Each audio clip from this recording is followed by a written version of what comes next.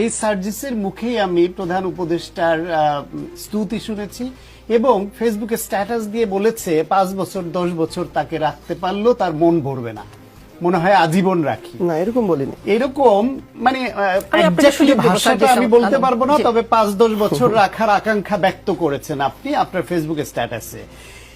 সেই সার্জিস আজকে বলছে এই সরকার তাদের নিয়োগ দেওয়া নয়, অথচ প্রধান উপদেষ্টা বলছেন এই ছাত্ররা গণঅভ্যুত্থানে নেতৃত্ব দিয়েছে যারা, তার প্রাথমিক নিয়োগদাতা।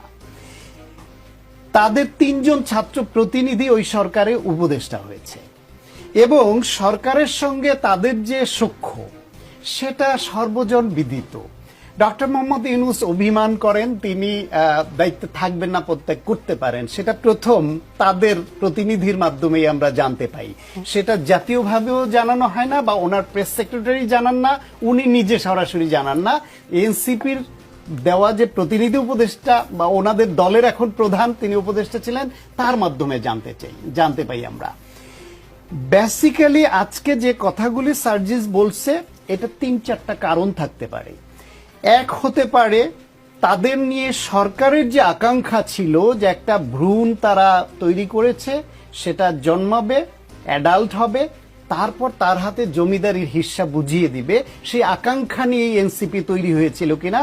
এখন সরকার তাদের মধ্যে নতুন দরবেশ বাবার সৃষ্টি, নতুন করে তারা বিএনপির যে রাজনৈতিক কালচারে কিছু ভুল ত্রুটি এবং অগ্রহণযোগ্য উপাদান আছে সেই সব উপাদান নিয়েই তারা ছোটখাটো একটা বিএনপির রূপে আত্মপ্রকাশ করছে।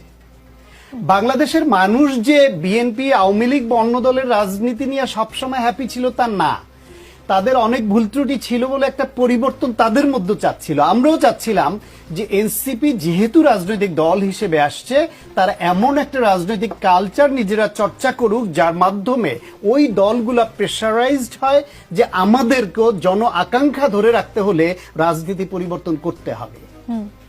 এনসিপি সেটা করতে ব্যর্থ হয়েছে। তাদের মধ্যে ওই যে বললাম সার্জিসের মতো একজন নেতা, তিনি শত গাড়ির উপরে বহর নিয়ে এলাকায় যেতে হয়, যেই কালচার বিএনপি আওয়ামী লীগের কালচার ছিল। তার দলের নেতা নতুন দরবেশ উপাধি পেয়ে শত কোটি টাকার বেশি দুর্নীতি করে দল থেকে বহিষ্কৃত হন। তার দলের নেতা দুর্বৃত্তায়ন করে থানায় ধরা পড়ার পরে থানায় আসামিকে ছাড়াতে গিয়ে বিতর্কিত হন। তার দলের নেতা নারী কেলেঙ্কারিতে জড়িয়ে দলকে হেয় করেন, ছোট করেন। তার দলের নেতারা ছোটখাটো সহিংসতা, মারামারি টুকটাক ঢাকা ইউনিভার্সিটি হয়েছে, প্রাইভেট বিশ্ববিদ্যালয়ের সঙ্গে ঢাকা বিশ্ববিদ্যালয়ের